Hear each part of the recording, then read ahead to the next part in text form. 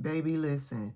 The leaders of Jewish organizations are not happy with Hakeem Jeffries these days. Here's why.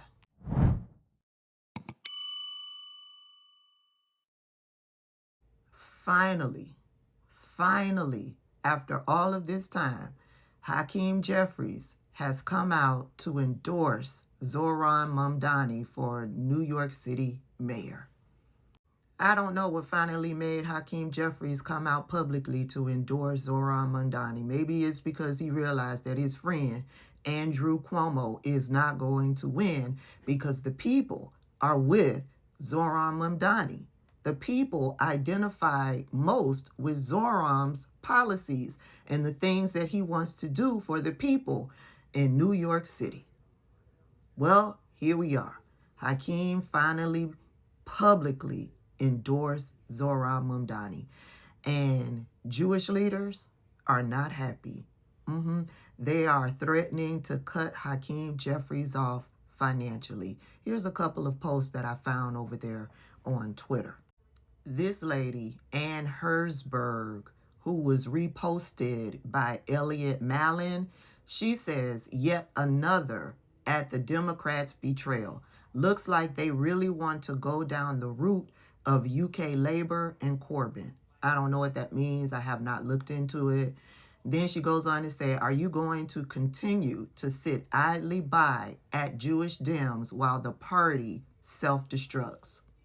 I find it interesting how they can look at this entire situation, can look at what Israel is doing to the Palestinian people, and then look at everybody else who is not in agreement with that and view those people as the worst fucking people.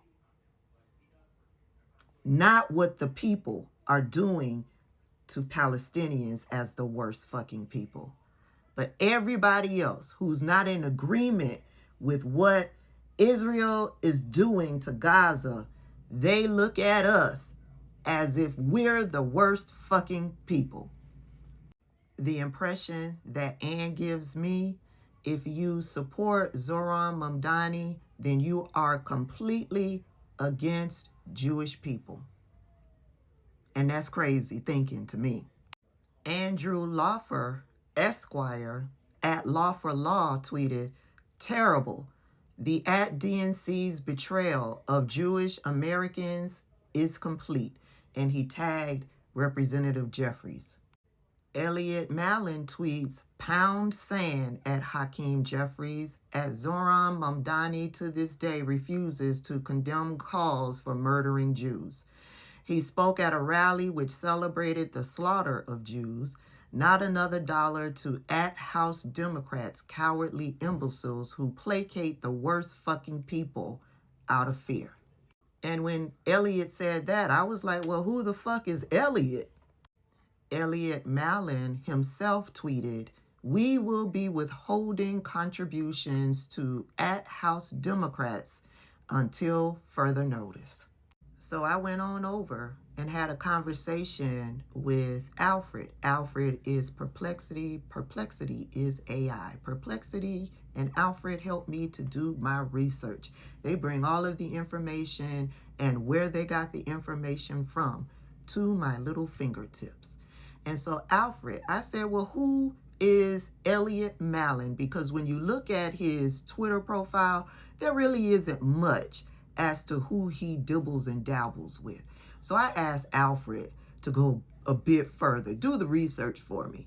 Alfred said, Elliot Mallon doesn't have direct ties or official membership with AIPAC, because I asked if Elliot Mallon was a worker bee for AIPAC.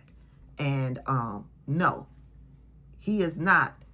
He does not have an official membership with AIPAC. But Alfred said he is actively involved with groups like Jewish Nevada, the Anti-Defamation League. I was like, oh, ding, ding, ding, ding, ding. Anti-Defamation League is all I needed to know, because the Anti-Defamation League and AIPAC are like this. They are like this. intertwined from the rooter to the tutor. But Elliot also works with Hillel, Hillel. And Alfred says these groups have ongoing partnerships and programming with AIPAC.